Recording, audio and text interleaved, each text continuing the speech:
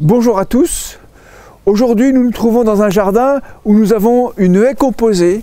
C'est une haie paysagère. Vous avez des arbustes à feuillage persistant, d'autres arbustes à feuillage persistant et à baies décoratives, et des arbustes à feuillage caduc qui vont vous donner un ensemble avec une succession de décors différents tout au long de l'année.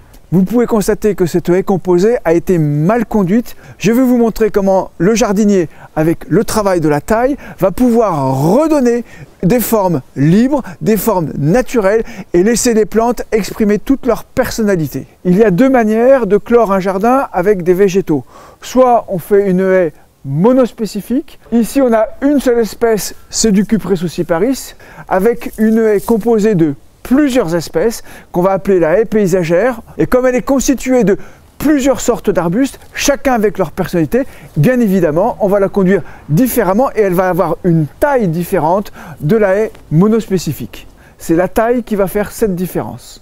Et à la longue, année après année, on s'aperçoit qu'on perd l'intérêt décoratif de chaque espèce d'arbuste. Et ça ne convient pas au forsythia, ça ne convient pas au cotonoster, ça ne convient pas au cornouiller. Le lauriétain a perdu sa belle forme naturelle et donc il va falloir tout reprendre par une taille de reconstitution, par une taille de recépage et de recharpentage.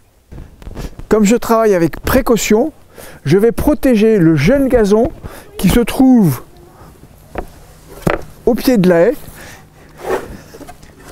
et je fais avec de la simple planche à coffrage un platelage qui me permet de marcher sans piétiner le jeune gazon, sans l'abîmer. Je vous rappelle qu'on est en hiver et que ce jeune gazon a été réalisé juste au début de l'automne.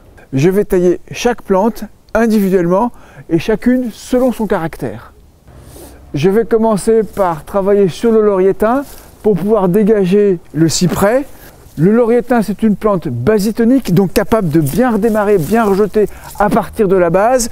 Et je vais supprimer ces grands volumes inutiles pour en refaire une plante qui va avoir une belle forme compacte et ovoïde. Je vais couper sur une charpentière et je vais couper en dessous de la fourche. Et j'utilise bien évidemment une scie à denture japonaise pour faire une coupe parfaite, sans éclater le bois et sans masticage. La plante compartimente elle-même.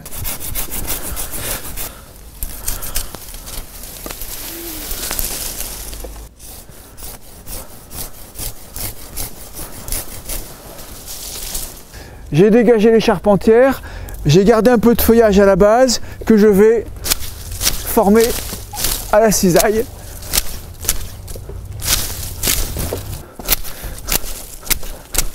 Donc là, on effectue en fait un rajeunissement de la plante. Donc ce rajeunissement, il va partir de tous les points de coupe et on va avoir des nouvelles pousses.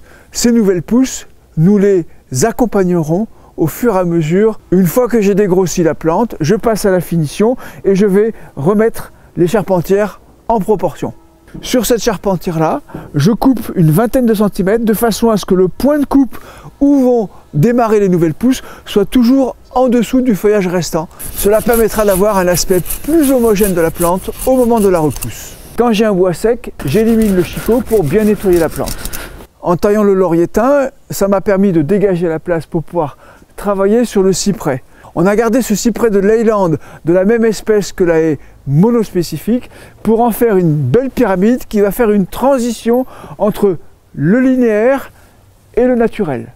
Pour tailler cette plante qui est encore jeune, j'utilise une serpe à crochet qui va permettre de tailler comme ça dans le sens de la plante et je vais la rapprocher au fur et à mesure, hop, ici, et je travaille de bas en haut.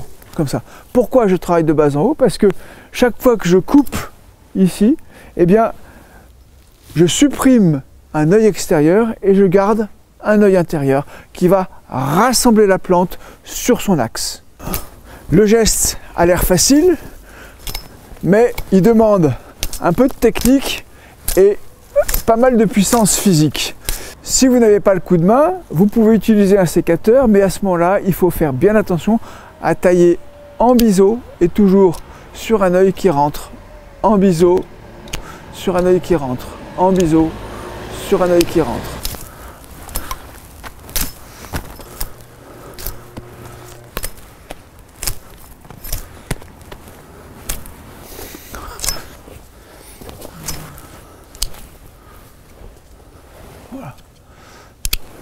après une taille comme ça, on voit immédiatement la direction générale que va prendre la plante dans sa future pousse et je rattrape au sécateur les petites imperfections et je peux passer à la plante suivante.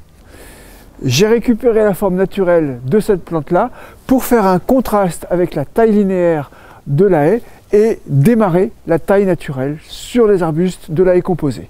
Nous avons vu la différence entre une haie monospécifique et une haie paysagère, donc une haie composée de différents arbustes. Vous avez bien compris la nécessité de traiter différemment ce type de haie. On a amorcé le travail et nous verrons dans une prochaine vidéo le gros du travail et la finition. Taille tôt, taille tard, taille court, mais taille donc et à bientôt pour une nouvelle taille en détail. Merci d'avoir regardé cette vidéo, j'espère qu'elle vous aura fait passer un bon moment. En tous les cas, nous sommes ravis que vous soyez de plus en plus nombreux à suivre News Jardin TV.